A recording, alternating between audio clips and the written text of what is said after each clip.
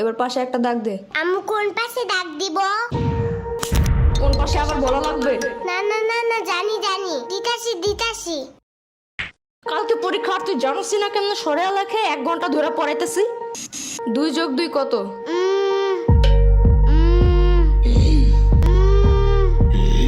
মনে হয় 22।